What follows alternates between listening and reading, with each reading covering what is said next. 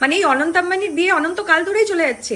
IPL এসে শেষ হয়ে গেল, ওয়ার্ল্ড কাপ এসে শেষ হয়ে গেল, এই বিয়ের চক্করে পুরো তো দুটো তিনটে ক্রিকেটারই রিটায়ারমেন্ট নিয়ে নিল, যে বারবার খেলা থেকে ছুটি হচ্ছে না, একবারে রিটায়ারমেন্ট নিয়ে গিয়ে ওদের বিয়েতে খাওয়া দাওয়া করবো। এটা প্রি ওয়েডিং না মুভির ছোট ছোট সে ট্রেলার আসছে না সিকুয়েল আসছে, যে পার্ট 1 পার্ট 2 করে করে। আমাদের তো নিমন্ত্রণ করেনি, কিন্তু যাদের নিমন্ত্রণ করেছে তাদের ভাবো লোন নিয়ে নিয়ে রীতিমতো হয়তো জামা কাপড় স্টিচ করতে হয়। এই দেখো আমি লোন নিয়ে ড্রেস বানানোর কথা বলছি, আর এদিকে জাস্টিন বিবার তো পুরো একদম আন্ডারওয়্যার চাড্ডি পরে একদম গান করা শুরু করে দিয়ে। জাস্টিন বিবারের স্টাইল পরে কেউ পাড়ার দোকানেও যেতে পারবে না। হবে হয়তো এটা বড় লোকদের ফ্যাশন, আমরা মিডিল ক্লাসে এটা বুঝতে পারছি না। এইসব দেখে দেখে যখন আমরা নিজেদেরকে ভাবছি বাবা আমরা কতটা গরিব, আমার গরিবিটা আরো বোঝানোর জন্য জিও রিচার্জ বাড়িয়ে দিল। রিচার্জ শেষ হওয়ার 3 দিন আগে থেকে এটা বলতে থাকে যে টাইম পে রিচার্জ করো, টাইম পে রিচার্জ করো, ওরা টাইম সে বিয়ে কর।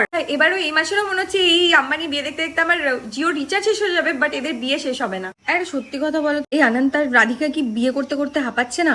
আমরা তো ভাই বিয়ে দেখতে দেখতে হাঁপিয়ে যাচ্ছি। এবার প্রি ওয়েডিং প্রি সঙ্গীত প্রি ডিনার না করে এই প্রিটা বাদ দিয়ে খালি ওয়েডিংটা করে নে ভাই তোরা।